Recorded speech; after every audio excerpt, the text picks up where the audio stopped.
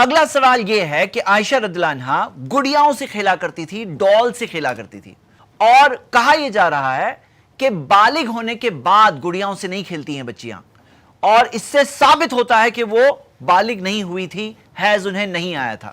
سب سے پہلے اس حدیث میں کہیں یہ نہیں دیا ہے کہ حیض نہیں آیا تھا، بالغ نہیں ہوئی تھی۔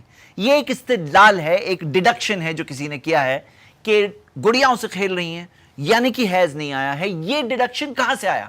یہ کنکلوژن کہاں سے آیا؟ یہ قاعدہ کس نے بنایا کہ بچی اگر بالغ ہو گئی ہے، اگر پیوبرٹی اسے آ گئی ہے تو پیوبرٹی آنے کے بعد وہ گڑیاؤں سے نہیں کھیل سکتی؟ یہ قاعدہ کس نے بنایا؟ ہم نے امام شافعی کا قول سنا کہ یمن کی عورتیں تو 9-10 سال کے اندر وہ پریگننٹ ہو جایا کرتی تھی اس زمانے کے اندر۔ تو میں آپ سے پوچھ رہا ہوں کہ کیا اگر بالغ ہونے کے بعد بھی وہ چاہتی ہیں کہ وہ گڑیاؤں سے کھیلے تو یہ قاعدہ کس نے بنایا کہ نہیں کھیل سکتی ہے؟ یا اگر کھیلے تو ثابت ہو گیا کہ بالغ نہیں ہوئی، یہ قاعدہ کہاں سے آتا ہے؟ آپ خود لاجیکلی سوچئے کتنا ویک آرگومنٹ ہے یہ۔ میں نے اس تعلق سے بس ایک ہلکی سی ریسرچ کیا تو ایک آرٹیکل سامنے آیا، یہ قورا کا آرٹیکل ہے۔ جو لوگ اس تعلق سے کنونس نہیں ہیں شاید وہ جا کے آرٹیکل پڑھ سکتے ہیں۔ آرٹیکل یہ ہے Why do many adult women still have dolls؟ کہ کئی بڑی عورتوں کے پاس بھی ڈالز کیوں ہوتے ہیں، اور اس میں کئی عورتوں نے اپنی ٹیسٹمنی دی ہے کہ انہیں ڈالز کیوں پسند ہے، بڑی ہونے کے باوجود، اڈلٹ ہو جانے کے باوجود انہیں ڈالز کیوں اچھی لگتی ہیں، انہوں نے اپنی ٹیسٹمنی دی ہے۔ اچھا، ایک بہت سمپل سا آنسر اس ٹاپک کا اس حدیث میں موجود ہے جو ایک صحیح حدیث ہے ابو داؤد کے اندر۔ اللہ کے رسول محمد صلی اللہ علیہ وسلم خیبر کی جنگ سے واپس آئے یا تبوک کی جنگ سے واپس آئے۔ حدیث کے ورڈز کیا ہے؟ قدیم رسول اللہ صلی اللہ علیہ وسلم من غزوۃ تبوک او خیبر۔ نبی صلی اللہ علیہ وسلم تبوک کی جنگ 9 ہجری میں ہوئی تھی، یا خیبر کی جنگ جو تقریباً 6 ہجری میں ہوئی تھی، وہاں سے واپس آئے۔ اور اس وقت پر دیکھا گیا، حدیث کے اندر الفاظ میں آگے آپ دیکھ سکتے ہیں کہ عائشہ رضی اللہ عنہا اس وقت پر ان کے پاس ڈالز تھی، اور نبی صلی اللہ علیہ وسلم نے ان کی ڈالز دیکھا اور سوال پوچھا ان سے۔ اس سے کیا پتا چلتا ہے؟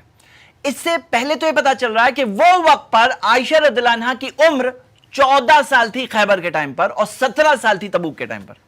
تو آپ امیجن کرو کہ جو لوگ اس سے کنکلوڈ کر کے کہتے ہیں کہ ڈال سے کھیل رہی تھی یعنی کہ مینسز نہیں آئے تھے، تو ان کو پھر اگلا سٹیپ یہ کہنا پڑے گا کہ 14 سال تک بھی نہیں آئے تھے، 17 سال تک بھی مینسز نہیں آئے تھے۔ کیا بات کر رہے ہیں؟ ہاؤ ریڈیکولس از دس، یعنی کتنا فولش آرگیومنٹ ہے جو لوگ پیش کر رہے ہیں۔ ایک اور سوال یہ پوچھا جاتا ہے کہ وہ جھولا بھی جھولتی تھی، یہ بھی کوئی اعتراض ہوا؟ اگر آپ کو اس سوال کا جواب چاہیے، میں آپ کو کوئی حدیث نہیں بتانے والا ہوں، آپ کوئی بھی امیوزمنٹ پارک میں چلے جاؤ، وہاں دیکھو کتنی ساری عورتیں ہوتی ہیں۔ کوئی بھی پارک میں چلے جاؤ، گارڈن میں چلے جاؤ، وہاں دیکھو کتنی عورتیں جھولا جھولتی ہیں، بڑی بڑی عورتیں جھولا جھولتی ہیں۔ اس سے یہ بات تو ہرگز ثابت نہیں ہوتی ہے کہ عائشہ رضی اللہ عنہا جھولا جھولتی تھی، اسی لیے یہ ثابت ہوتا ہے کہ وہ پری پیوبسن تھی، انہیں حیض نہیں آیا تھا، مینسز نہیں آئے تھے۔ یہ کیا حساب سے ثابت ہوتا ہے؟ میں آپ کو عائشہ رضی اللہ عنہا کے تعلق سے ایک اور بات بتا دیتا ہوں۔ وہ صرف ڈال سے ہی کھیلتی تھی ایسا نہیں ہے۔ آپ اس حدیث میں دیکھ سکتے ہیں، صحیح بخاری میں حدیث ہے کہ احد کی جنگ میں جب ان کی عمر 12 سال کی تھی، اس وقت پر عائشہ رضی اللہ عنہا کو دیکھا گیا کہ وہ پانی کے جو مشکیزیں ہوتے ہیں نا، وہ اٹھا اٹھا کر جا کر جو زخمی تھے وہ لوگوں کو پلاتی، اور پھر سے واپس دوڑ کر کے پھر سے دوسرا مشکیزہ بھر کر کے آتی اور پھر سے پلاتی۔ ظاہر سی بات ہے اس میں اچھی خاصی اسٹرینتھ چاہیے، اچھا خاصا اسٹیمنا چاہیے، اور یہ جنگ کی بات ہو رہی ہے، یہ ایک ایسی جنگ تھی جس میں 70 صحابہ شہید ہوتے ہیں، یعنی کہ ایک ایسا انسان جو کم سے کم اس کے اندر اتنی اسٹرینتھ ہونی چاہیے کہ زخمی کسی کو دیکھ کر کے، کسی کو مرتا ہوا دیکھ کر کے وہ گھبرا نہ جائے یا وہاں پہ بے ہوش نہ ہو جائے۔ تو یعنی آپ یہ بات بھی تو دیکھیے، اس سے کیا ثابت ہوتا ہے؟ تو میرے برادرز اینڈ سسٹرز، یہ سب بہت فولش آرگیومنٹس ہیں لوگ پٹ اپ کر رہے ہیں، انہیں کیسے بھی کر کے یہ ثابت کرنا ہے کہ عائشہ رضی اللہ عنہا اس وقت پر پری پیوبسن تھی، یعنی کہ انہیں منسز نہیں آئے تھے، کیسے بھی کر کے ثابت کرنا ہے، بٹ اٹ ڈزنٹ ورک۔ یہ چیز کتنی ویک ہے آپ خود دیکھ سکتے ہیں۔ امید کرتا ہوں کہ صحیح جواب آپ کے سامنے واضح ہو گیا ہوگا۔ شکریہ۔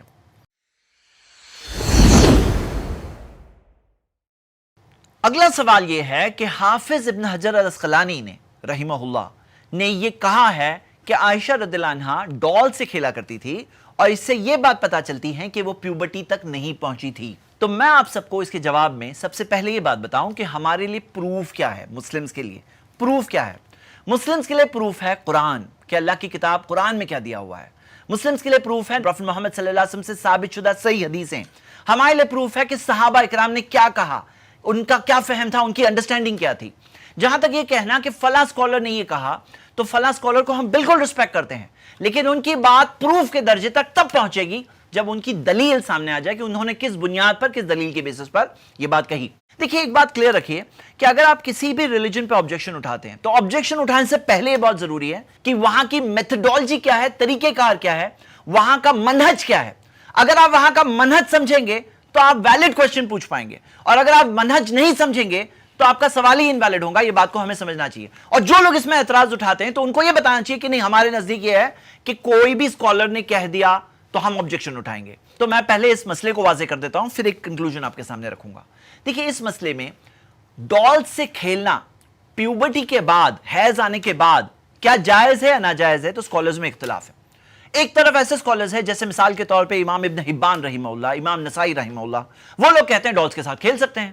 ان کی دلیل کیا ہے؟ وہ یہ کہتے ہیں کہ منع کرنے کی کوئی دلیل نہیں ہے، کوئی واضح دلیل نہیں منع کرنے کی.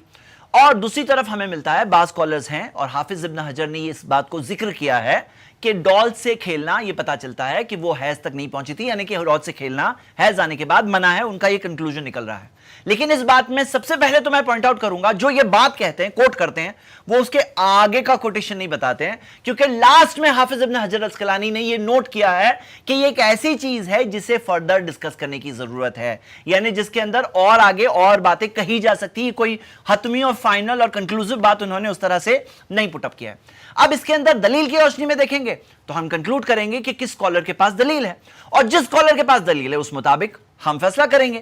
اور یہی طریقہ کار ہمیں ملتا ہے. تو یعنی کہ جو آبجیکشن اٹھایا جا رہا ہے کہ ڈال سے کھیلنا is equal to not reach puberty, یہ کنکلوژن رانگ ہے، اس کی کوئی دلیل نہیں موجود ہے. امید کرتا ہوں کہ آپ سوال کا جواب سمجھ گئے. ایک سوال یہ اٹھایا جا رہا ہے کہ اس حدیث میں ذکر ہے کہ عائشہ رضی اللہ عنہا ینگ ایج کی تھی، ینگ گرل ذکر ہے. صحیح بخاری کی آپ حدیث دیکھیں گے تو ٹرانسلیٹر نے ینگ گرل کہا ہے. تو کہا یہ جا رہا ہے کہ اس وقت پر عائشہ رضی اللہ عنہا کو حیض نہیں آیا تھا، مینسز نہیں آیا تھا. یہ کلیئر دلیل آ گئی کہ ان کو مینسز نہیں آیا تھا. Is it so? کیا ایسا ہے؟ آئیے چیک کرتے ہیں. جو حدیث بتائی جا رہی ہے وہ افک، جو سلینڈر کا واقعہ ہوا تھا عائشہ رضی اللہ عنہا کے اوپر، ایک سلینڈر کا واقعہ ہوا تھا، جس ٹائم پر ہم دیکھتے ہیں کہ اسلام میں وہ رولز اللہ کی طرف سے آئے تھے تاکہ انسانی سوسائٹی میں کسی بھی پاک دامن عورت کے اوپر جھوٹے الزام اگر کوئی لگاتا ہے تو اس کو 4 وٹنسز لانا ہوگا، آئی وٹنسز، اور نہیں ہے تو اس کو سزا نافذ کی جائے گی. تو یہ ایک لرننگ تھی جو پوری سوسائٹی کے لیے تھی اس ٹائم پر. اور اس واقعے کے دوران عائشہ رضی اللہ عنہا کے اوپر الزام جب لگایا گیا تھا، اس ٹائم کی بات ہے، نبی صلی اللہ علیہ وسلم نے ان کے تعلق سے پوچھا تھا، انکوائری کی تھی. تو اس انکوائری کے اندر جو ان کے ساتھ میں رہنے والی بریرہ رضی اللہ عنہا تھی، انہوں نے کہا انہا جاریۃ حدیثۃ السن، کہ وہ ایک ینگ گرل ہے، کم عمر ہیں. اور اس تعلق سے ہم دیکھتے ہیں ایک دوسری حدیث بتائی جاتی ہے، عائشہ رضی اللہ عنہا خود کے تعلق سے کہتی ہے کنتو جاریۃ حدیثۃ السن، کہ میں ایک ینگ گرل تھی، کم عمر والی. سب سے پہلے یہ جو سوال اٹھایا جاتا ہے اس کے اندر انہیں یہ سوچنا چاہیے تھا کہ یہ حدیث کس ٹائم کی ہے. یہ حدیث 5 یا 6 ہجری کی ہے، یعنی اس ٹائم پہ عائشہ رضی اللہ عنہا کی عمر 15 یا 16 سال کی تھی. تو آپ کیا یہ الج کر رہے ہیں 15-16 سال تک بھی ان کو مینسز نہیں آیا تھا؟ جس زمانے میں عورتیں 9 سال کے اندر، 10 سال کے اندر پریگننٹ ہو جایا کرتی تھی، جیسے کہ آپ نے امام شافعی کا سٹیٹمنٹ سنا ہے، تو اس زمانے کے اندر عائشہ رضی اللہ عنہا 15-16 سال تک بھی انہیں حیض نہیں آیا تھا. کیا آپ یہ کہہ رہے ہیں؟ نمبر 2، جو لوگ آبجیکشن اٹھاتے ہیں ٹرانسلیشن کے بیسس پہ آبجیکشن اٹھانے کی جگہ انہیں کم سے کم اتنا کرنا چاہیے کہ کوئی ڈکشنری میں جا کر میننگ تو دیکھو. What is the meaning of the word جاریہ؟ آپ خود دیکھ سکتے ہیں ڈکشنری کے اندر کیا دیا ہوا، فیمیل چائلڈ اور یوتھ اور فیمیل سرونٹ، یعنی کہ ایک فیمیل چائلڈ کے لیے بھی استعمال ہوتا ہے، جوان عمر کی لڑکی کے لیے بھی استعمال ہوتا ہے، اور سرونٹ کے لیے بھی استعمال ہوتا ہے. اور سرونٹ کے تعلق سے میں اور ایک انٹرسٹنگ بات بتاتا ہوں کہ اس ڈکشنری کے اندر آپ دیکھیے الامۃ وان کان عجوزا، کہ ایک سرونٹ چاہے وہ بوڑھی کیوں نہ ہو تو بوڑھی کے لیے بھی جاریہ ورڈ یوز ہوتا ہے. تو آپ یہ دیکھیے یہ ورڈ سے ثابت نہیں ہوتا کہ انہیں مینسز نہیں آئے تھے. اب جہاں تک یہ سوال ہے حدیثۃ السن یعنی کہ کم عمر، تو یہ حدیثۃ السن کا مطلب ہے نو عمر، جیسے ہوتے ہیں نوجوان ہم کہتے ہیں، نو عمر. دیکھو کم عمر اگر آپ بچے کے لیے استعمال کرو یعنی کہ کم عمر، نو عمر یعنی کہ 1-2 سال کا بچہ ہے. لیکن جوانی تک پہنچنے کے بعد جو نوجوان ہوتا ہے، یعنی جوانی تک پہنچنے کے بعد بس نوجوان ہے، تو اس کے لیے حدیثۃ السن. اگر آپ ایک اور حدیث دیکھنا چاہتے ہیں تو خوارج کے تعلق سے حدیث آتی ہے. خوارج جو بہت ہی ڈینجرس اور گمراہ فرقہ تھا، نبی صلی اللہ علیہ وسلم نے فرمایا حدثاء الاسنان، یہ جمع ہے، پلورل ہے، حدثاء الاسنان، کہ وہ سب کم عمر ہوں گے. تو کیا یہ مطلب ہے وہ لوگ نابالغ ہوں گے؟ یہ کم عمر ہوں گے، اس کا مطلب کیا ہے کہ وہ یوتھ ہوں گے، नौजवान होंगे, उसका यह मतलब है। तो हम यह देखते हैं ये वर्ड से साबित बिल्कुल कोई एंगल से नहीं होता कि वो मेंसेस तक नहीं पहुंची थी। और आप इसके ताल्लुक से भी सोचिए, उनके ऊपर इल्जाम लगाया गया था, स्लैंडर किया गया था। तो नबी सल्लल्लाहु अलैहि वसल्लम तो ये भी कह सकते हैं ये तो बेचारी नाबालिग बच्ची है, इसकी स्लैंडर करके मतलब नहीं है। ये इल्जाम कितने फूलिश है आप खुद अंदाजा लगा सकते हैं। चैलेंज क्या किया गया था कि जो लोग ये साबित करना चाहते हैं किसी तरह से कि आयशा रदियल्लाहु अन्हा नाबालिग थी, उनको कोई क्लियर हदीस तो मिलती नहीं है। तो मिल क्या रहा है? ये सब मिल रहा है। अच्छा, मैं एक और एतराज बता दूं, इसमें यह भी एतराज लगाते हैं कि उस जमाने में जो आयशा रदियल्लाहु अन्हा को पालकी में जो उठाया गया, जो डोली में उठाया गया, तो उनका वजन बहुत कम था। तो बोले इससे साबित होता है, वजन इतना कम था, इससे साबित होता है कि वो नाबालिग थी। तो क्या किसी जवान लड़की का वजन कम नहीं हो सकता है? और काश के वो इस हदीस की फर्स्ट लाइन खाली पढ़ लेते थे। और बल्कि वो लोग जिक्र करते हैं लेकिन ओनली ट्रांसलेशन पढ़ते हैं ना, तो उनके माइंड में क्वेश्चन आता है, वो कानत निसाउ इज़ा ज़ाका खिफाफन, कि औरतें उस जमाने में हल्की फुल्की हुआ करती थी। तो औरतों की बात है, निसा, निसा का वर्ड लड़की में ही है, प्री प्यूबर्सन गर्ल नहीं है, नाबालिग लड़की नहीं है, निसा यानी औरतें। तो ये एतराज भी बिल्कुल फूलिश एतराज है। और आप ये एतराजों से ये देख सकते हैं कितने डेस्परेट है टू प्रूव समथिंग, यानी जो चीज प्रूफ नहीं है कैसे भी तोड़ मरोड़ करके, यानी दीज आर फेक क्वेश्चंस। यानी ये जो सवाल है ना, कोई जेन्युइन सवाल नहीं है जिसका हम लोग अच्छी तरह से समझे कि okay this is a genuine question, उसका थोड़ा जवाब दे। ये ऐसे फेक क्वेश्चन है कि जवाब देने में मुझे ऐसा लग रहा है कि मैं क्या कर रहा हूं ऐसे सवालों का जवाब देकर। सवाल यह है कि आयशा रदियल्लाहु अन्हा एक बेवा यानी विडो की तरह उन्होंने जिए मोहम्मद सल्लल्लाहु अलैहि वसल्लम के इंतकाल के कई साल बाद तक, और उनकी उम्र 67 थी जब उनका इंतकाल हुआ। तो 67 इयर्स की एज तक उन्हें अकेले जिंदगी गुजारनी पड़ी, बिना शौहर के, बिना हस्बैंड के। तो कहा जा रहा है ये एक जुल्म है उनके ऊपर जो हुआ। ओके, चलिए आइए इस सवाल का जवाब हम देखते हैं। सबसे पहले जो सारे मदर्स ऑफ द बिलीवर्स हैं, जो मदर्स ऑफ द बिलीवर्स है यानी बिलीवर्स की माएँ यानी कि वाइव्स ऑफ द प्रॉफिट सल्लल्लाहु अलैहि वसल्लम, उनके लिए एक बहुत स्पेशल पोजीशन है इस्लाम में। और वो स्पेशल पोजीशन ये है कि वो जन्नत में भी प्रॉफिट मोहम्मद सल्लल्लाहु अलैहि वसल्लम के साथ में होंगे। इस्लाम ने बताया कि जन्नत के अलग अलग लेवल्स हैं, और वो लेवल्स में जो हाईएस्ट लेवल है वो प्रॉफिट मोहम्मद सल्लल्लाहु अलैहि वसल्लम को मिलने वाला है। और वाइव्स ऑफ द प्रॉफिट को वाइव्स होने की वजह से उनके साथ में वो लेवल मिलेगा। तो हम देखते हैं कि हदीस आती है, अलमरअतु ली आखिरी अज़वाजिहा, एक औरत अपने शौहरों में से जो लास्ट शौहर था उसका, उसके साथ होगी जन्नत में। तो मदर्स ऑफ द बिलीवर्स को एक मकाम मिला, एक दर्जा मिला, एक स्टेटस मिला। वो सब के सब राजी थी, वो सब के सब इस ताल्लुक से खुश थी, उन्होंने तो प्रोटेस्ट नहीं किया। आप बताओ कोई एक मदर ऑफ द बिलीवर यानी एक वाइफ ऑफ द प्रॉफिट सल्लल्लाहु अलैहि वसल्लम जिन्होंने इस ताल्लुक से प्रोटेस्ट किया हो, आप एक बताइए। तो कोई एक भी नहीं है जिन्होंने कहा कि हमारे साथ गलत हो रहा है। उन्होंने बाय चॉइस, अपनी रजामंदी से उन्होंने अकेले जिंदगी आगे की गुजारी और चूज किया उन्होंने। और आप इस ताल्लुक से देखिए, अगर आप हमारी कंट्री इंडिया में देखेंगे तो कितने सारे लोग हैं जो रूहबानियत इख्तियार करते हैं, मोनास्टिसिज्म, शादी नहीं करते, पूरी जिंदगी नहीं करते हैं, हालांकि उनका चॉइस है। कोई बोलता है बहुत जुल्म हो रहा है, नहीं, उनका चॉइस है, उनका चॉइस है। तो यहां पे ये कुर्बानी थी मदर्स ऑफ द बिलीवर्स की, उन्होंने कुर्बानी दी उस बड़े रोल को अदा करने के लिए कि उन्होंने उस उम्मत को गाइड किया, उन्हें सही रास्ता बताया, रहनुमाई की। तो ये रोल उन्होंने प्ले किया। तो ये बात समझना है, करने के लिए आप देखो कितने सारे इंडिया के अंदर लोग हैं, अलग अलग थॉट के लोग हैं जो शादी नहीं करते हैं, उनकी मर्जी होती है ना। तो कोई उसके अंदर फोर्स कर सकता है उन्हें कि ये गलत हो रहा है, ये उनकी मर्जी, उनकी चॉइस है। कितनी सारे इंडिया में बेवाएं होती है जो खुद बाय चॉइस शादी नहीं करती, सेकंड शादी, उनका सोशल कल्चरल जो चीज है उसके हिसाब से जो चीज चल रही है, तो उनका चॉइस होता है। लेकिन आप ये देखिए कि मदर्स ऑफ द बिलीवर्स ने जो रोल प्ले किया, आप इसके अंदर इमेजिन करिए, उन्होंने रिलीजन सिखाया, जो उन्होंने सीखा था मोहम्मद सल्लल्लाहु अलैहि वसल्लम से, फर्स्ट हैंड सीखा था, साथ में रहकर सीखा था, वो उन्होंने सिखाया। देखिए हमारे यहां इस चीज की बहुत ज्यादा इंपॉर्टेंस है। क्यों? क्योंकि एक मुस्लिम को बताया गया है प्रॉफिट मोहम्मद सल्लल्लाहु अलैहि वसल्लम आपके रोल मॉडल है। अब रोल मॉडल को कैसे फॉलो करेंगे अगर इंफॉर्मेशन ही नहीं मिलेगी, अगर इंफॉर्मेशन मालूमात ही नहीं है तो कैसे फॉलो करेंगे? तो वो इंफॉर्मेशन मिलने में कई सारे लोगों ने रोल प्ले किया, और घर की इंफॉर्मेशन देने में मदर्स ऑफ द बिलीवर्स ने रोल प्ले किया। उनमें सबसे बड़ा रोल हम देखते हैं आयशा रदियल्लाहु अन्हा ने प्ले किया कि उन्होंने वो इंफॉर्मेशन बताई। हमें 2210 हदीसें मिलती है उनसे, जिसमें हमें मालूमात मिलती है कि उन्होंने क्या क्या देखा प्रॉफिट मोहम्मद सल्लल्लाहु अलैहि वसल्लम के ताल्लुक से। अब अगर आप सोचो कि उन्हें इतनी लंबी उम्र नहीं मिलती, सोचो कि मोहम्मद सल्लल्लाहु अलैहि वसल्लम के इंतकाल से पहले ही उनका इंतकाल हो जाता या चंद सालों में ही इंतकाल हो जाता, तो जो बेनिफिट होता बहुत लिमिटेड होता। लेकिन यहां पे क्या हुआ, انہوں نے گائیڈ کیا, انہوں نے سکھایا, انہوں نے ٹریڈیشنز بتائی. لوگوں کو احساس نہیں ہوتا یہ کتنا بڑا کام تھا. کتنا بڑا کام تھا آپ سوچو, کیونکہ اسلام میں بہت اسٹرکٹ رول ہے کہ آپ کو محمد صلی اللہ علیہ وسلم سے اگر کوئی سٹیٹمنٹ بیان کرنا ہے تو اس کے اندر ایکیوریسی ہونی بہت ضروری ہے. آپ اپنی طرف سے ایک سٹیٹمنٹ بول دوں گے اور ان کے نام میں بتا دوں گے. تو حدیث یہ ہے, من کذب علی متعمدا فلیتبوأ مقعدہ من النار, جو میرے نام میں جان بوجھ کے کوئی جھوٹی بات منسوب کرے, نسبت کرے, تو جہنم کی آگ میں جگہ بنا لے گا. فلیتبوأ مقعدہ من النار, تو جہنم کی آگ میں جگہ فکس ہو جائے گی اگر جھوٹی بات بیان کر دی, ایک لائن بھی بول دی, اپنی طرف سے بول دیے, ایک لائن بھی بول دیے, تو وہ بات ایک اتنا بڑا گناہ ہے. تو ہم دیکھتے ہیں کوشن کی بات ہوتی ہے, تو ہم دیکھتے ہیں کہ عائشہ رضی اللہ عنہا نے یہ رول پلے کیا. اور فقہ, واٹ از فقہ؟ فقہ کیا ہے نا, ڈیڈکشنز ہوتے ہیں, سارے ایویڈنسز کو لے کر کے مسئلے استنباط کرنے ہوتے ہیں, ڈیڈیوس کرنے ہوتے ہیں, سمجھنے ہوتے ہیں. کئی بار اینالوجیز ہوتی ہے, قیاس ہوتا ہے. تو عائشہ رضی اللہ عنہا کے کئی سارے فتوے ملتے ہیں, ان کے کئی سارے کنٹریبیوشنز ملتے ہیں. الٹا یہ تو پروف ہے ڈیوائن وزڈم کا عائشہ رضی اللہ عنہا سے شادی کرنے میں. اگر ایسا نہیں ہوا ہوتا تو یہ ایک آبجیکشن ہوتا کہ کیا وزڈم تھا, کیا فائدہ تھا.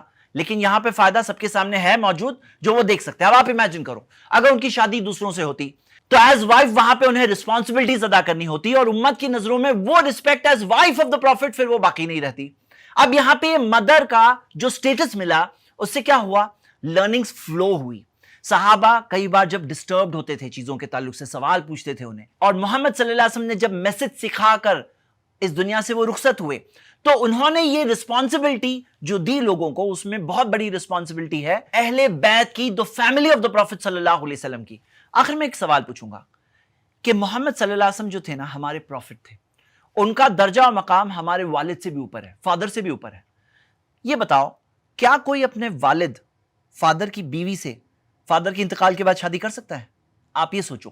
تو ان کا جو مقام اور مرتبہ جو ہمارے نزدیک ہے, تو ظاہر سی بات ہے ان کی وائفز جو ہے, جو مدرز آف دا بلیورز ہے, امہات المومنین, مومنوں کی ماؤں کو اتنا بڑا مقام ملے گا جنت میں, جو سب سے اونچا مقام, جس کے تعلق سے وہ خوش راضی تھی. ان کی نیکیوں کا انہیں ڈبل اجر ملے گا, اور اتنا زیادہ رسپیکٹ, اتنا بڑا لقب کہ یہ مدرز آف دا بلیورز ہے, مومنوں کی مائیں ہیں. میں امید کرتا ہوں کہ آپ سوال کا جواب سمجھ گئے. شکریہ. ایک سوال جو پروفٹ محمد صلی اللہ علیہ وسلم کو بدنام کرنے کے لیے پوچھا جاتا ہے, وہ یہ ہے کہ انہوں نے ایک بار ام حبیبہ, جو چھوٹی بچی تھی, فوق الفتیم آتا ہے حدیث کے الفاظ, یعنی کہ جسٹ نرسنگ کی ایج سے بس اوپر ہوئی تھی, یعنی کہ دودھ پینے کی جو عمر ہے 2 سال, اس سے بس اوپر ہوئی تھی, یعنی تقریباً 3 سال کی تھی.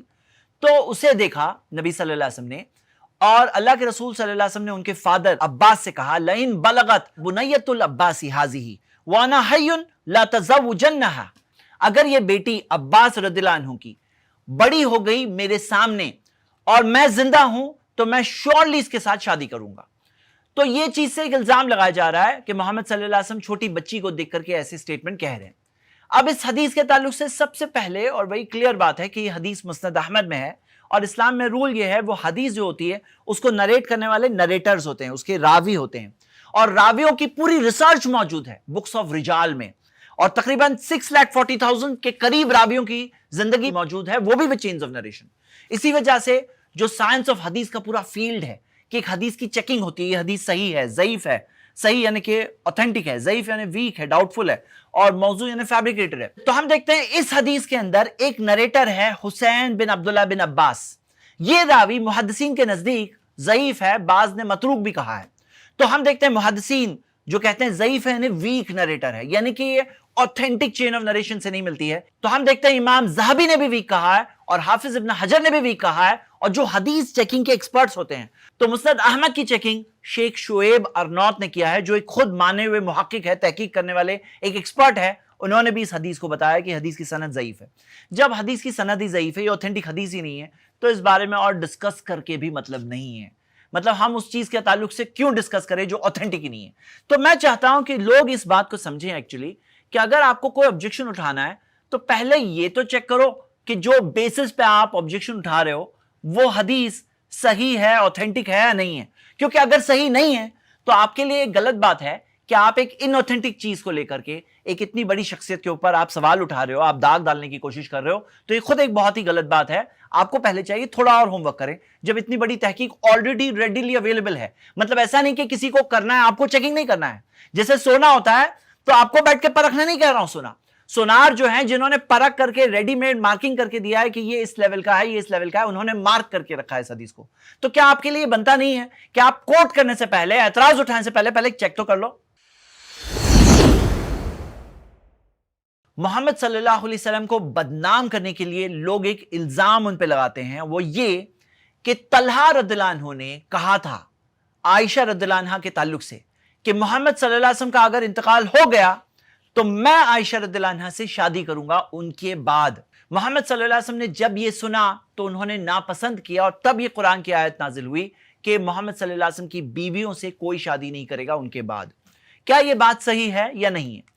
तो हम ये देखते हैं कि ये हदीस 4 अलग अलग चेन्स ऑफ नरेशन से मिलती है, लेकिन मैं आपको उसकी डिटेल बताता हूं। ये चेन्स ऑफ नरेशन आपके सामने मौजूद है स्क्रीन पर। सबसे पहली हदीस में आप देख सकते हैं मोहम्मद बिन अम्र अल वाकिदी नाम का एक रावी है, जो मुहद्दिसीन कहते हैं ये रावी कज़्ज़ाब था, लायर था, एक झूठा नरेटर था। दूसरी हदीस में आप देख सकते हैं मोहम्मद बिन हुमैद नाम का एक रावी है, उसके बारे में भी आता है कि कज़्ज़ाब लायर नरेटर था। तीसरी हदीस में आता है जुवैबिर नाम का एक रावी है जो ज़ईफ जिद्दन, बहुत वीक नरेटर है। और चौथी जो चेन ऑफ नरेशन है वो chain of narration he complete नहीं आई है, इसी वजह से वो ऑथेंटिक चेन ऑफ नरेशन नहीं है। ये 4 चेन्स ऑफ नरेशन है और चारों के अंदर ये प्रॉब्लम है, और ये प्रॉब्लम्स जिन बेसिस पे है वो बेसिस बुक्स ऑफ रिजाल, यानी बुक्स ऑफ रिजाल के अंदर वो रावियों की जो इंफॉर्मेशन है विद चेन्स ऑफ नरेशन, जो उनके बारे में रूलिंग्स है, जो जजमेंट्स है, और वो रावियों के बेसिस पर हम देखते हैं कि सारी हदीसें वो रावियों की चेक की जाती है। तो कोई कोइंसिडेंस की बात नहीं है कि इस हदीस के अंदर ऐसे नरेटर्स है, यानी कि ये बात ऑथेंटिक और साबित शुदा नहीं है। तो मैं यहां पे यही बात कहूंगा कि कोई भी बात कहने से पहले वो सही बात है या नहीं है वो चेक करना लाजिम है, और अगर आपके पास चेकिंग नहीं है तो खामोश रहो कम से कम। देखिए, दुनियावी तौर पे हम सब ये बात समझ सकते हैं कि कोई लायर है, कोई झूठा सोर्स है। जैसे मिसाल के तौर पे कुछ वेबसाइट्स होती है ना जो क्लिक बेट्स के तौर पे कुछ भी थंबनेल लगाते हैं, अंदर कुछ होता है, बस वो चाहते हैं कोई क्लिक करे और अंदर कोई चीज नहीं होती है। अगर उसके बेसिस पे कोई खबर पढ़ के थंबनेल देख करके बोले कि मैंने ये देखा और कहे प्रोपेगेंडा करें, हम कहें कि तुम बेवकूफ हो क्या? कोई चीज कहने से पहले क्या तुम्हें चेक नहीं करना चाहिए? तो ये वैसी ही बात है, और मैं यही कहूंगा ये तो ऐसी बात है कि कोई सोना बोल करके फेक चीज दे रहा है लोगों को। अब लोगों को जिन्हें मालूम नहीं है, जिन्हें परखने नहीं आता है, वो कहेंगे शायद ये सोना है और लेकर के उसको वैल्यू करेंगे, लेकिन हकीकत में क्या है, ये एक फेक चीज है और ये फेक इंफॉर्मेशन है। बहुत सारी फेक इंफॉर्मेशन जो लोग फैलाते हैं उसमें से ये भी है। उम्मीद करता हूं कि लोग कम से कम एक स्टैंडर्ड डेवलप करेंगे। कोई चीज में अगर सवाल भी उठाना है तो कम से कम एक वैलिड सवाल होना चाहिए जो कोई ऑथेंटिक सोर्स से आया हुआ हो। उम्मीद करता हूं कि आप सवाल का जवाब समझ गए। एक सवाल ये किसी ने उठाया है कि मोहम्मद सल्लल्लाहु अलैहि वसल्लम को जो ख्वाब आया था और ख्वाब में कहा गया हादिही इमरातुक, ये ख्वाब 2 बार आया। सही बुखारी में हदीस मौजूद है कि ये तुम्हारी बीवी है, आयशा रदियल्लाहु अन्हा के ताल्लुक से। वो हिस्टोरिकल सोर्सेस कोट करके बताते हैं कि यहां पर देखा जाता है कि खौला रदियल्लाहु अन्हा ने सजेस्ट किया था नबी सल्लल्लाहु अलैहि वसल्लम को कि आप आयशा से शादी करें। वो कहते ख्वाब नहीं, खौला से आया था, ख्वाब से नहीं आया था, खौला से आया था। सबसे पहले तो क्या ये सवाल है, क्या ऐसा नहीं होता है कि ख्वाब फुलफिल होता है इंसानों के जरिए? कोई चीज ख्वाब में आई थी, वो ख्वाब में, नबियों की जो ख्वाब है वो अल्लाह की तरफ से है, तो अल्लाह की तरफ से ख्वाब में एक बात आई थी और वही चीज इंसानों में से हैपनिंग्स में, आगे होने वाले इवेंट्स में खौला रदियल्लाहु अन्हा ने फिर सजेस्ट किया। क्या ये दोनों सही नहीं हो सकते हैं? क्या ये कहना ये सही है या ये सही है, ऐसा बनता है यहां पे? क्या ये चीज बनती है कि 2 में से एक ही सही हो सकती है? क्या दोनों सही नहीं हो सकते? तो हम देखते हैं ख्वाब मोहम्मद सल्लल्लाहु अलैहि वसल्लम का ही नहीं, हमारी लाइफ में भी ऐसा होता है कि कोई ख्वाब होता है कि इंसान को आता है, फिर रियल इवेंट्स के अंदर वो चीज फुलफिल होती है। तो क्या हम ये कहेंगे नहीं ख्वाब नहीं था, ये रियल इवेंट था? अरे रियल इवेंट और ख्वाब दोनों था, इसमें कौन सी मुश्किल बात है किसी के समझने के लिए? तो ये भी एक फेक किस्म का सवाल है जो लोग पूछते हैं मोहम्मद सल्लल्लाहु अलैहि वसल्लम के खिलाफ, बस एक इल्जाम लगाते हैं। लेकिन हकीकत यह है कि कम से कम उन्हें एक थोड़ा सा लेवल डेवलप करना चाहिए, सवाल पूछने में भी एक थोड़ा मेयार डेवलप करना चाहिए। उम्मीद करता हूं कि सवाल का जवाब आप समझ गए। सवाल यह है कि अबू बकर रदियल्लाहु अन्हु के पास जब मोहम्मद सल्लल्लाहु अलैहि वसल्लम का प्रपोजल लाया गया आयशा रदियल्लाहु अन्हा के लिए, तो उन्होंने कहा कि वो तो मेरे भाई है, वो मेरी बेटी से कैसे शादी कर सकते हैं? यह इल्जाम लगाया जा रहा है कि अबू बकर रदियल्लाहु अन्हु खुश नहीं थे, राजी नहीं थे, शादी नहीं कराना चाहते थे और उन्हें मजबूर करके शादी कराई गई। आइए इस सवाल का जायजा लें। सबसे पहली बात यह है कि मोहम्मद सल्लल्लाहु अलैहि वसल्लम ने जो एक ब्रदरहुड कायम किया था اور वो ब्रदरहुड में अबू बकर रज़ियल्लाहु अन्हु एक तरह के ब्रदर थे नबी सल्लल्लाहु अलैहि वसल्लम के। वो ब्रदरहुड के अंदर एक बात समझ लीजिए कि इस्लाम ने इस चीज को वाज़े किया है कि जो रियल ब्रदर्स है ना, जो खून का ब्रदरहुड है, वो ब्रदरहुड में कुछ रूलिंग्स आती है कि मिसाल के तौर पे जो भाई है, रियल भाई है, उसकी बेटी से शादी नहीं कर सकते हैं। लेकिन जो मुंह बोले भाई होते हैं, ये जो मुंह बोले रिश्ते होते हैं, जो मुंह बोला भाई है उसकी बेटी से शादी नहीं हो सकती, ऐसा नहीं है।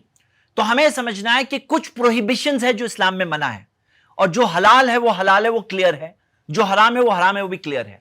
बुखारी के हदीस में आता है कि जब अबू बकर रज़ियल्लाहु अन्हु ने कहा इन्नमा अना अखूक, कि मैं तो आपका भाई हूं, तो मोहम्मद सल्लल्लाहु अलैहि वसल्लम ने फरमाया अंता अखी फी दीनिल्लाह व किताबिही, आप मेरे भाई हो अल्लाह के दीन में, अल्लाह की किताब के मुताबिक, वही अली हलाल, लेकिन वो मेरे लिए हलाल है। ये एक ऐसा स्टेज था कि मक्का के अंदर का दौर था।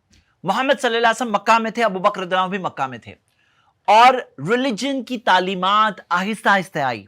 जो इस्लाम की तालीमात जो आहिस्ता आहिस्ता आई, उसके अंदर अपना एक बहुत बड़ा विजडम है।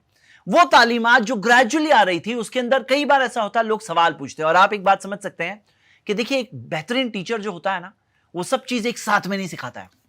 एक बेहतरीन टीचर जो होता है स्टेप बाय स्टेप सिखाता है। एक बेहतरीन टीचर इंटरैक्टिव तरीके से स्टूडेंट्स को सिखाता है। दुनियावी टीचर्स की मैं बात कर रहा हूं, सवाल पूछता है और फिर जवाब देता है, और बच्चों को सवाल पूछने देता है, उनके जवाब में बात सिखाता है। अल्लाह सुब्हानहू तआला ने जो दीन भेजा इस्लाम, वो तालीमात मोहम्मद सल्लल्लाहु अलैहि वसल्लम को 23 इयर्स के पीरियड में ग्रेजुअली नाजिल हुई, आहिस्ता आहिस्ता आयतें नाजिल हुई। कुरान में आता है लिनुसब्बित बिही फुआदक, ताकि आपके दिल को मजबूती मिले। उसके अंदर हम देखते हैं ये एक स्टेज था कि अबू बकर रज़ियल्लाहु अन्हु के लिए क्लियर नहीं था कि ये जो भाई होते हैं, जो मुंह बोला भाई है, क्या उसकी बेटी से शादी हो सकती नहीं हो सकती है। तो उन्होंने एक वैलिड सवाल पूछा, बस जब उन्हें जवाब मिल गया वो सेटिस्फाई हो गए। अगर वो सेटिस्फाई नहीं हुए होते, अगर वो मुतमईन नहीं हुए होते, तो कोई और सवाल पूछे होते। इससे क्या बात पता चलती है कि उनका सवाल एक रिलीजियस सवाल था। रिलीजन के एतबार से उनके लिए जब बात ये क्लियर हो गई कि मैरिज के मामले के अंदर अलग है, जो दीन के रिलीजन के जो ब्रदर्स होते हैं, ऐसा नहीं है कि मैरिज के ताल्लुक से वो रियल ब्रदर वाला मामला हो जाता है उसके साथ। बाज लोग ऑब्जेक्शन लेने के लिए लेते हैं कि नहीं, मुंह बोला भाई भी हो, दीनी भाई भी हो, तो उसके साथ भी उसकी बेटी से कैसे शादी कर सकते हैं। लोग कहते हैं अगर ऐसा होता तो लोग दीनी भाई बनाने में डरते कि लोगों को दीनी भाई बनाएंगे तो कल जाके सारी चीजें वैसी हो जाएगी, विरासत में भी आकर के लोग शेयर मांगेंगे, उनकी बहन से शादी नहीं हो सकती, बेटी से शादी नहीं हो सकती, ऐसे बहुत सारे मसाइल होते हैं। तो विजडम है इसके अंदर कि मुंह बोले भाई की भी अहमियत है, जो दीनी भाई है उसकी भी अहमियत है, लेकिन वो अहमियत को खराब नहीं करना चाहिए कि उसके अंदर कोई ये समझे कि जो चीजें हलाल है वो भी हराम बन गई, कि आपने भाई बना दिए ना तो कई सारी चीजें इसके अंदर मना हो जाएगी। ऐसा नहीं है। तो इसकी विजडम हमें समझना चाहिए। और एक बात सोचो कि अगर अबू बकर रज़ियल्लाहु अन्हु नहीं खुश होते तो क्या जो रुखसती से पहले का टाइम है, वो टाइम में वो कभी नहीं बोलते?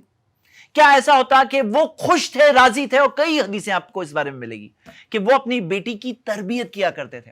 अगर ऐसा होता कि आयशा रज़ियल्लाहु अन्हा खुद नबी सल्लल्लाहु अलैहि वसल्लम से कभी कोई सवाल पूछती या कोई ऐसी चीज होती जिससे कभी भी थोड़ी भी तकलीफ हो सकती नबी सल्लल्लाहु अलैहि वसल्लम को, तो अबू बकर रज़ियल्लाहु अन्हु अपनी बेटी को करेक्ट करने में बहुत आगे आगे होते और बहुत अच्छी तरह से तरबियत करते। तो क्या आपको इससे ये बात समझ में आ रही कि वो राजी नहीं थे, बल्कि वो राजी थे, खुश थे? और आप अगर अरब कल्चर समझेंगे तो अरब कल्चर के अंदर इज्जत मिलती है अगर रिश्ते कायम होते हैं। अरब कल्चर के अंदर यह था कि अगर बेटी आपकी किसी के साथ शादी में हो तो मतलब ये एक बहुत बड़ा ऑनर है, बहुत बड़ी इज्जत है, बहुत गहरे ताल्लुकात हो जाते हैं। और आप देखोगे कि आगे के टाइम में अबू बकर रज़ियल्लाहु अन्हु ने कितना बड़ा रोल प्ले किया कि जब मोहम्मद सल्लल्लाहु अलैहि वसल्लम के इस दुनिया से जाने के बाद पूरी उम्मत में एक तरह से डिस्टर्बेंस था, लेकिन उन्होंने खड़े होकर बेहतरीन तरीके से, बेहतरीन लीडरशिप के साथ इस उम्मत को संभाला। जो फितने आ रहे थे उनको संभाला। इसमें भी एक विजडम है। अगर ऐसा हुआ होता कि अबू बकर रज़ियल्लाहु अन्हु ये पूरे मामले से पहले ही उनका इंतकाल हो गया होता, शादी जो हुई हम देखते हैं नबी सल्लल्लाहु अलैहि वसल्लम की मक्का में हो चुकी थी, निकाह तो मक्का में ही हो चुका था, और मदीना में पहुंचे तब जाके रुखसती हुई। तो आप खुद ये देखो कि अगर ऐसा होता कि अबू बकर रज़ियल्लाहु अन्हु कोई बड़ा रोल नहीं प्ले किए होते आगे की लाइफ में, या उनका इंतकाल हो गया होता, कोई सवाल पूछ सकता था कि मोहम्मद सल्लल्लाहु अलैहि वसल्लम की शादी अबू बकर रज़ियल्लाहु अन्हु की बेटी आयशा से फिक्स हुई, और अबू बकर रज़ियल्लाहु अन्हु ने तो कोई रोल प्ले नहीं किया इस्लाम की हिस्ट्री में, कोई बड़ा काम नहीं किया। उनका तो इंतकाल हो गया था पहले, वो तो इस दुनिया से चल बसे थे। अगर ऐसा कुछ होता तो लोगों का फिर भी सवाल उठ सकता था। लेकिन हम देखते हैं کہ عائشہ رضی اللہ عنہا کے جو فادر تھے ابو بکر رضی اللہ عنہ، انہوں نے سب سے سگنیفیکنٹ اور امپورٹنٹ رول پلے کیا محمد صلی اللہ علیہ وسلم کے بعد میں اس پوری کمیونٹی کو سنبھالنے میں اور میسج آف اسلام کو دور دور تک پہنچانے میں۔ میں امید کرتا ہوں کہ اس بات کے اندر وہ وزڈم کا اینگل آپ سب سمجھ سکتے ہیں، جو فولش اور بیوقوف جیسے آبجیکشنز اٹھائے جاتے ہیں ان کی اصلیت میں امید کرتا ہوں آپ سمجھ سکتے ہیں۔ شکریہ۔ سوال یہ ہے کہ اسلام کیسے زمانے جاہلیت کا جو سسٹم تھا کہ کم عمری میں شادی ہوتی تھی، تو وہ سسٹم کیسے اسلام میں جاری رہ گیا؟ جب بت پرستی روک سکتے ہیں تو کم عمری میں شادی بھی روک سکتے تھے محمد صلی اللہ علیہ وسلم۔ تو سب سے پہلے تو یہ بات کلیئر ہو جائے کہ محمد صلی اللہ علیہ وسلم نے جو کم عمری کی شادی وہ روکا، بغیر اجازت کی شادی کو روکا۔ کم عمری کی شادی کسے کہتے ہیں؟ کہ کوئی لڑکی جو بالغ نہیں ہوئی ہے، یعنی حیض اسے نہیں آیا اور اس کی رخصتی ہو جائے، اس چیز کو روکا نبی صلی اللہ علیہ وسلم نے۔ میں اس کے دلائل مینشن کر چکا ہوں۔ دوسری چیز کہ کوئی لڑکی جسمانی طور پر، فزیکل طور پہ کیپیبل نہیں ہے، ڈیولپ نہیں ہے، اسے تکلیف ہو سکتی ہے، اس کے لیے نقصان ہو سکتا ہے، تو انہوں نے روکا لا ضرر ولا ضرار والا قاعدہ سکھا کر کے۔ ذہنی طور پہ تیار نہیں ہے، سکھایا نبی صلی اللہ علیہ وسلم نے۔ لیکن اگر یہ ساری کنڈیشنز کوئی لڑکی پوری کر رہی ہے، اس کے بعد بھی نہیں 18 سال تک رکنا پڑے گا، ایسا کوئی رول انہوں نے نہیں سکھایا۔ انہوں نے یہ سکھایا کہ یہ چیز فلفل ہو جائے تو شادی کرنے میں جنرلی جلدی کرنا بہتر ہے۔ اب سوال یہ اٹھتا ہے کہ یہ تو زمانے جاہلیت میں بھی کچھ نہ کچھ چل رہا تھا، تو آپ کو میں بات بتا دوں، اسلام کے اندر جو سوسائٹی میں جو چیز چل رہی ہے نا، کہ اگر سوسائٹی میں مثال کے طور پہ لوگ مان رہے 2+2 4 ہوتا ہے، تو یہ نہیں سکھایا گیا نہیں سوسائٹی کی کوئی بھی چیز تمہیں ماننا نہیں ہے، ایسا تھوڑی ہے۔ بلکہ آپ یہ دیکھو کہ جو عرف ہوتا ہے نا، عرف جو کسٹم، اس کے اندر مانیتا ہے، اس کی ایکسپٹنس ہے، اس کے رول ہے۔ آپ دیکھیے 3 ٹائپ کے عرف ہوتے ہیں۔ فرسٹ، پہلا عرف وہ ہوتا ہے جس کے اندر کوئی اچھی چیز ہے، اسلام میں ریکمینڈڈ ہے، انکریجڈ ہے۔ مثال کے طور پر جنروسٹی، ہاسپٹالٹی، یعنی کوئی مہمان آیا، مہمان نوازی اور لوگوں کی مدد کرنا، یہ اسلام میں بہت اچھی چیز ہے۔ تو مان لو کچھ جگہوں کے اندر ایسا کلچر ہوتا ہے، لوگ وہاں کے بہت مہمان نواز ہوتے ہیں، تو اسلام میں اس چیز کو بہت پسند کیا گیا ہے۔ مہمان نوازی اچھی چیز ہے۔ کچھ لوگ ہوتے ہیں جو کلچرل طور پر بہت دیالو ہوتے ہیں، بہت جنرس ہوتے ہیں، لوگوں کی مدد کرنے میں بہت آگے ہوتے ہیں، یہ اچھی چیز ہے۔ تو یہ ایک ایسی چیز ہے جو پازیٹیو عرف ہے۔ کچھ چیزیں ہوتی ہیں نہ پازیٹیو نہ نیگیٹو، نیوٹرل ہوتی ہے، نیوٹرل۔ جیسے مثال کے طور پر کون سا کھانا کھائے۔ اب ہم آج کے زمانے میں دیکھتے ہیں کہیں پہ شاورما کھایا جاتا ہے، کہیں پہ برگر کھایا جاتا ہے، کہیں پہ اڈلی کھائی جاتی ہے، تو اب یہ کیا ہے؟ نیوٹرل ہے۔ اب کوئی اس کے اندر ایسا نہیں ہے کہ نہیں شاورما کھانا زیادہ فضیلت ہے اور اڈلی کھانا ورثر ہے، نہیں، اس کے اندر یہ نیوٹرل عرف ہے، یعنی آپ وہاں جاؤں گے، آپ وہاں برگر کھاؤں گے، وہاں جاؤں گے تو آپ اڈلی کھاؤں گے تو چلے گا، کوئی پرابلم نہیں ہے۔ اسی طرح جو کپڑے پہن رہے ہیں، ایز لانگ ایز آپ کی باڈی کورڈ ہے، تو کپڑے کے اندر ہر کسی کے اپنی پیٹرنز اور ڈیزائنز ہوتی ہے نا، اپنے کلچر کے اندر یہ ایک نیوٹرل چیز ہے۔ تو یہ نیوٹرل چیز ہے۔ جیسے مثال کے طور پہ گھر میں ڈیکوریشن کیا کرتے ہیں، تو اسلام نے اس میں نہیں کہا کہ نہیں آپ اسلام میں آ رہے ہو نا آپ کو سب نیوٹرل چیز چینج کرنا ہوگا، ایسا نہیں ہے۔ وہ نیوٹرل چیز ایکسپٹڈ ہے کہ آپ کرو، کوئی پرابلم نہیں ہے۔ تو کوئی چیز ہے پازیٹیو ہے، بہت اچھی، کوئی چیز ہے نیوٹرل ہے، اور کوئی چیز ہوتی ہے جو اسلام کی ٹیچنگ کے خلاف ہے، اسے کہتے ہیں العرف الفاسد، یعنی ایسا عرف، ایسی کسٹم جو نیگیٹو ہے۔ جیسے مثال کے طور پر کہیں پہ اگر کوئی آبسین کلچر ہے یا کوئی رانگ کلچر ہے جو اسلام کی ٹیچنگ کے خلاف ہے، اسلام نے بدتمیزی منع کیا ہے، اسلام نے بیڈ لینگویج منع کیا۔ بعض لوگ ہوتے ہیں کوئی جگہ پہ کلچرل طور پہ گالیاں دیتے ہیں، تو یہ منع ہے، یہ کیا ہے؟ عرف الفاسد ہے، نیگیٹو عرف ہے۔ تو 3 چیزوں میں ڈیوائڈ ہوگا، اور ہم دیکھتے ہیں یہ شادی کے مسئلے کے اندر کوئی چیزیں پرمیسیبل ہے، کوئی چیز غلط ہے، اور یہ چیز ہم سٹڈی کر چکے ہیں۔ اب کوئی کہے گا عرف کی دلیل کیا ہے، تو عرف کی بہت سارے دلائل ہیں۔ تو دلیل میں سے مثال کے طور پہ تامرون بالمعروف وتنہون عن المنکر، جو قرآن کے اندر کئی جگہوں پہ ہے کہ اچھی باتوں کا حکم دو، بری چیز سے روکو۔ اچھی چیز کیا ہے بھائی؟ اچھا کیا ہے؟ تو ایک جنرلی جو اسلام نے بھی اچھا بتایا اور جو سماج میں جو جنرل طور پہ اچھا ہے اس کو ایکسپٹ کرنا سکھایا گیا۔ یا جیسے اللہ تعالیٰ نے قرآن میں کہا سورہ مائدہ سورہ 5 آیت نمبر 19 میں کہ ان کے ساتھ رہو بالمعروف، اچھے طریقے سے رہو۔ اب اچھا طریقہ کیا ہے اسپیسیفائڈ نہیں ہے، مطلب جو سوسائٹی میں عرف میں جنرلی اچھا سمجھا جاتا ہے وہ ایکسپٹڈ ہے۔ اسی طرح ایک بار ایسا ہوا، صحیح بخاری میں حدیث ہے کہ ایک عورت نے نبی صلی اللہ علیہ وسلم سے پوچھا کہ میرے شوہر بہت کنجوس ہے، گھر میں خرچے کے بھی پیسے نہیں دیتے ہیں، تو نبی صلی اللہ علیہ وسلم نے کہا کہ لے لو بالمعروف، جو معروف ہے وہ طریقے سے تم لے لو اپنے شوہر کے پیسوں میں سے، اس کی اجازت کے بغیر بھی جو جائز ضرورت ہے اس کے لیے لے رہے ہو بالمعروف۔ معروف یعنی واٹ از فیئر۔ معروف کیا ہے؟ یہ چیز چینج ہوگی جگہ اور زمانے اور دور کے اعتبار سے۔ اسی طرح سورہ بقرہ سورہ 2 آیت نمبر 233 میں مینٹیننس کے تعلق سے بھی آتا ہے، معروف جو معروف چیز ہے، جو ایکسپٹڈ چیز ہے، اس طرح سے بچوں کا مینٹیننس ڈیورس کے بعد میں دیا جائے تاکہ بچوں کے خرچے سنبھالے جائے۔ تو معروف آدمی، رچ آدمی اپنے طریقے سے دے گا، جو غریب آدمی اپنے طریقے سے، جو معروف ہے وہ جو نارمل ہے اس طرح سے دیا جائے گا۔ یہ ایویڈنسز ہے۔ میں بتانا کیا چاہ رہا ہوں؟ میں بتانا یہ چاہ رہا ہوں کہ یہ جو الزام لگایا جاتا ہے نا کہ وہ تو زمانے جاہلیت میں چلتا تھا، تو محمد صلی اللہ علیہ وسلم وہ چیز کو کیسے جاری رکھ رہے ہیں؟ جیسے آج مان لو کہ کوئی جگہ پر وہاں کی لڑکیوں میں نارمل بات دیکھی جاتی ہے کہ 18 سال سے پہلے انہیں حیض بھی نہیں آتا ہے، فزیکلی بھی ڈیولپ نہیں ہوتی، مینٹلی ڈیولپ نہیں ہوتی، اور کوئی کہے کہ بھئی یہاں پہ تھوڑا 18 سال کا خیال رکھو، تو لوگ کہتے ہیں کہ آپ مسلمز کیسے مان سکتے ہیں؟ تو ہم یہ بات مانتے ہیں کہ جو معروف ہے، معروف وہ بات کے مطابق چل سکتے ہیں، جو معروف ہو، اور جو سٹینڈرڈ اسلام نے بتایا کبھی کہیں پہ کم بھی ہو سکتا ہے، زیادہ ہو سکتا ہے۔ ایک گھر میں لڑکی جلدی بالغ ہو گئی، 2 بہنوں میں ہو جاتا ہے کہ ایک بہن جلدی حیض آ جاتا ہے، دوسرے کو لیٹ آتا ہے، تو یہ ساری چیزیں دیکھنا ہے اور یہ ساری چیزوں کے حساب سے فیصلہ کرنا ہے۔ امید کرتا ہوں کہ یہ اسلام کا قاعدہ آپ لوگ اس سوال کے جواب میں سمجھ چکے ہوں گے انشاءاللہ۔